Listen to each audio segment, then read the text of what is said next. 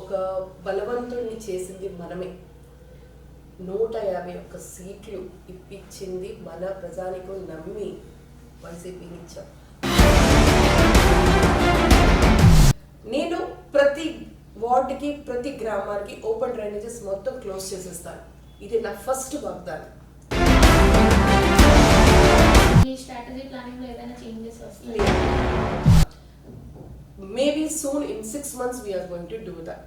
6 months లో elections అయిపోయిన next day ఈ లోపలే స్టార్ట్ చేద్దామని కూడా ప్లాన్ ఉంది. జనసేన ఉద్యోగ అవకాశాలు కల్పిస్తుందా? ఇప్పుడే చెప్పాను కదా మీకు, ప్రతి నియోజకవర్గం నుంచి ఒక 50 మందిని సెలెక్ట్ చేస్తాం. ప్రతి యువతకి ఎలిజిబుల్ పర్సన్కి మేము అన్ని విధాలుగా సపోర్ట్ చేస్తాం. దీంతో పాటు పరిశ్రమలను తీసుకొస్తాం.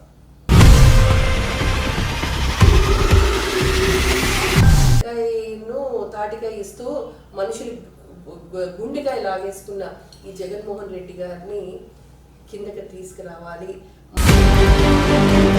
మళ్ళీ ఆయన రాక్షసత్వాన్ని కోరలు పీకాలి అంటే తప్పకుండా జనసేన చంద్రబాబు గారు టీడీపీ కలవాలి. అదే ఆలోచనతో రాష్ట్ర ప్రయోజనాల కోసం, రాష్ట్ర భవిష్యత్తు కోసం ఈ ఆలోచన వచ్చింది.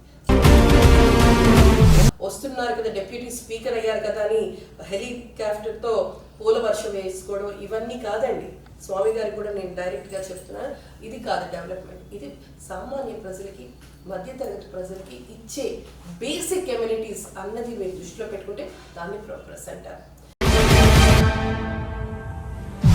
మీ పార్టీలోని ఇంకొకరు కూడా చేరారు కదా, ఆయన కూడా ట్రై చేస్తున్నారు. ఎవరమ్మా? నేను 2 years బ్యాక్ ఆయన ఇంటికి వెళ్ళి మరి నేను ఇన్వైట్ చేయడం కూడా జరిగింది. వస్తే పార్టీ బలోపేతం అవుతుంది అని. తర్వాత ఆయన వచ్చారు, 1 year ఆయన ఏదో ప్రోగ్రామ్స్ చేస్తున్నారు.